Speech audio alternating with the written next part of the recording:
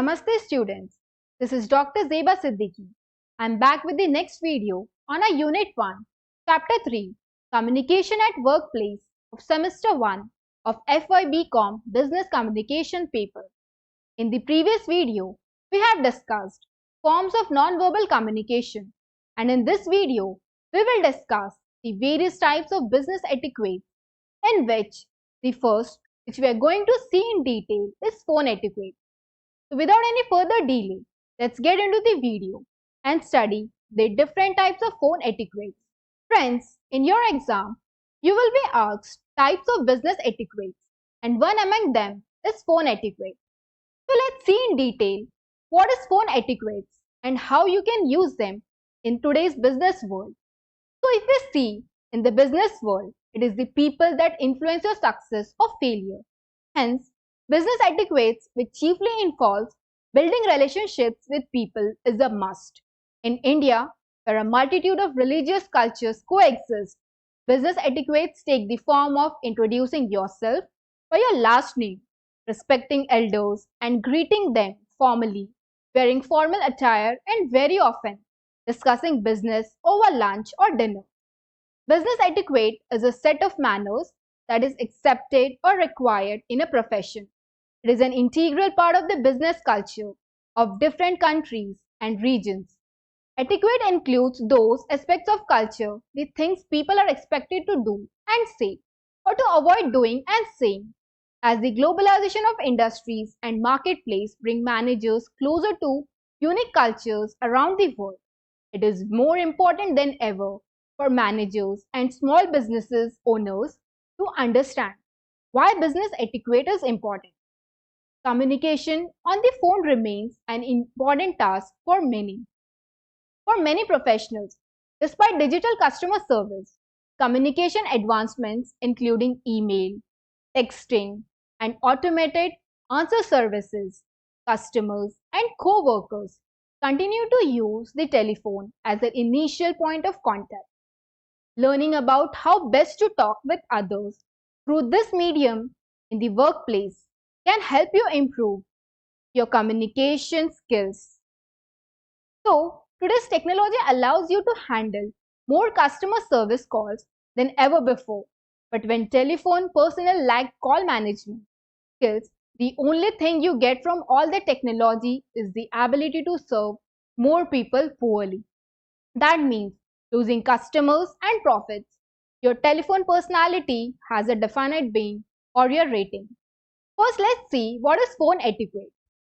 So, phone etiquette is the way you represent yourself and your business to customers and co-workers through telephone communication.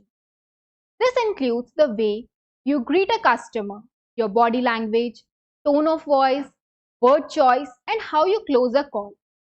Etiquette also involves how you listen to others when discussing professional topics. You might use this form of etiquette when interacting with customers or working with others within your organization. Telephone conversations are a preferred method of business communication because it's personal and serves as an opportunity to create a good first impression of the organization. Phone etiquette is a way to showcase your manners and properly represent yourself or your business to others.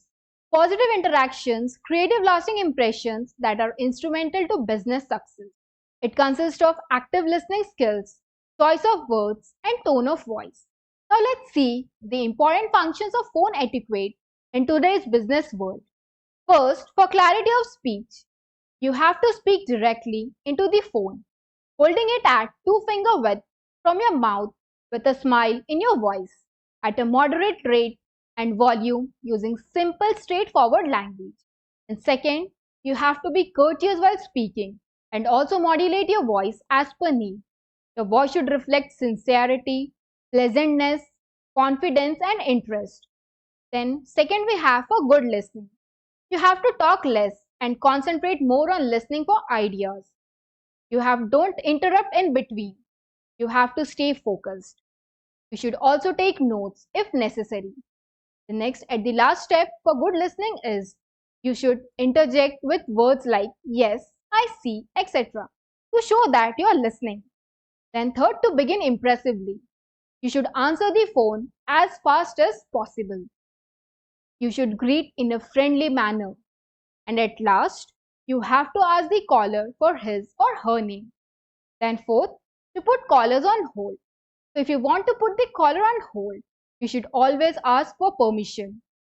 Once you are done with the second call, you should always thank the caller for holding. Then fifth, to transfer a call. So the first step, while transferring a call, you should always limit the number of transfers. Then before transferring the call, you should always tell the caller who you are transferring them to. Then you should always announce the caller to the person you are transferring. Then sixth, to take a message well, you should note down the following points. First, you should ask the caller's name and company's name if applicable. And second, you must note down the time and date of the call. And third, you must note what the call is about. Then you must check if a follow-up or a written call is needed. And at last, you should note down the phone number, be it office or home, of the caller. The next step, if you want to leave a voice message, then the caller should speak out the above details which are discussed in a courteous manner. Then next, to make a lasting impression before ending the call, you should not leave any of the caller's question unanswered, but you should also not reveal anything personal other than your first name, as there are chances of misuse of your personal information. Then you should end on a professional note by apologizing for bothering them and then graciously get off the phone. The very last step is you don't have to frown or mutter or ramble negatively in a shrill voice. In short, you have to remember the following points. So to conclude, communication through a telephone plays a significant role in any business organization. The modernization and digitalization of business have to lead to various channels of communication, such as automated answering machines, texting, emails, etc. So, however, some people still prefer telephone communication. It always gives a personal touch, more clarity, and a positive impression when telephone communication takes place. So, appropriate telephone etiquette is essential, as usually communication on the telephone is the first contact point for your business. Thus, it becomes critical to leave a positive lasting impression on call the customers to build up a distant relationship. So students, with this we have come to the end of the video. I hope you enjoyed this video on phone etiquette and learned a lot. Thank you for watching this video. Namaste.